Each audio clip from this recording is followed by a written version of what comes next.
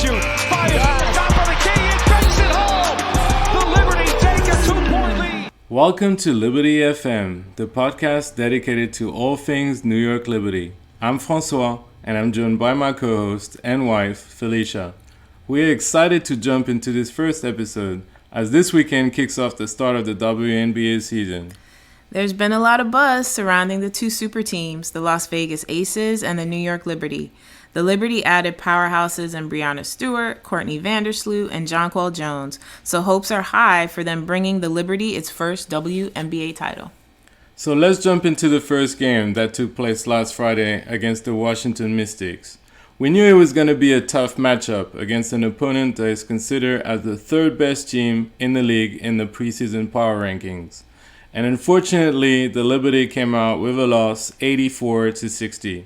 What was obvious in this game was the lack of chemistry due to a short training camp with the full squad, with Breanna Stewart resting from a season in Turkey, Courtney Vandersloot suffering from concussion during practice, and Jonquel Jones recovering from a foot injury sustained in last year's final.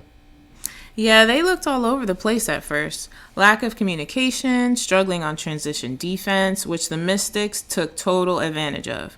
Players like Natasha Cloud for the Mystics, they were able to get matchups she wanted in order to attack the basket. It pretty much kept the Liberty on the back foot for most of the game. Yes, and Courtney Vandersloot said post-game that it was a big test for them to start their season against a team like the Mystics, clicking on all cylinders. That this was a learning experience, and they're going to continue to build up. So, how are we feeling after the first game? Listen, it's game one, so I'm optimistic. It's a new team, and they need time to gel. Obviously, we want them to win every game with the talent they have, but they're also going up against teams like Washington who have been playing together for a while and already have a rhythm. So there's still a lot for this team to learn, and I think they'll pick it up quickly. Like Sabrina Ionescu said, they had a lot of great looks that they should normally make, but the shots just didn't go down in this game. They're all great shooters, so I'm not too worried about their field goal percentage going forward. They just got to stay locked in. Speaking of locked in, should we talk about Game 2, the home opener? We shall. All right. So, Felicia, where do you want to start? You know we got to start with the MVP of this game, Breanna Stewart. 45 points, 12 rebounds, 6 three-pointers. She joins Maya Moore in an exclusive club as the only players in WNBA history to record 45-plus points, 10-plus rebounds, and 6-plus three-pointers in a game. She also set a Liberty franchise record for the most points in a game. She was clicking on all cylinders, and her teammates did a great job feeding her the ball. It was a phenomenal game for Stewie, and it also showed when that starting lineup is clicking together, they're going to be a force in this league. I was excited today. I was hyped too. The team played with way more energy and a higher tempo. This is where we can see the magic that Sloot and Ionescu can bring on the court together as distributors. The pick and roll plays created a lot of space because there are so many players to worry about.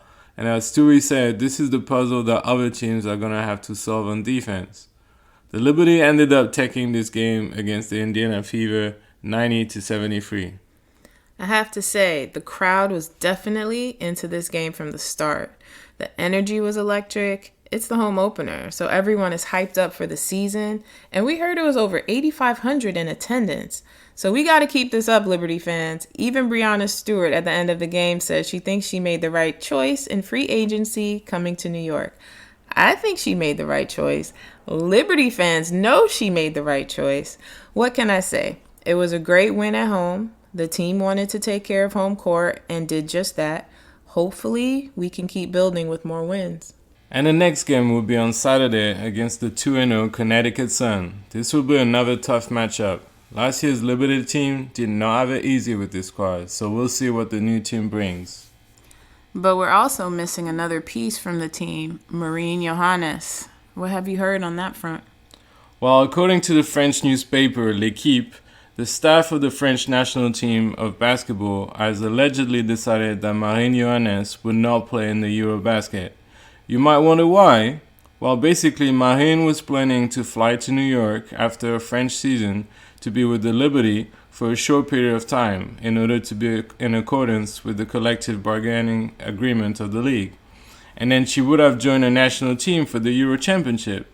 But after months of negotiations, the French Federation was not willing to accept this. It's hard to imagine a national team not wanting a player of that caliber for such a competition, and it's sad to see that a player is not able to play for our country and then competes in the best league in the world. The only good news coming out of this is that she might be with the Liberty sooner than expected, and I cannot wait for her to add a talent to that squad. She's definitely an exciting player, and I cannot wait to see her back in action. The Liberty better get ready for those lightning passes she has. Well, that's it for episode 1. Thanks for joining us, and stay tuned for next week's podcast where we break down Saturday's game against Connecticut. See you soon. Bye.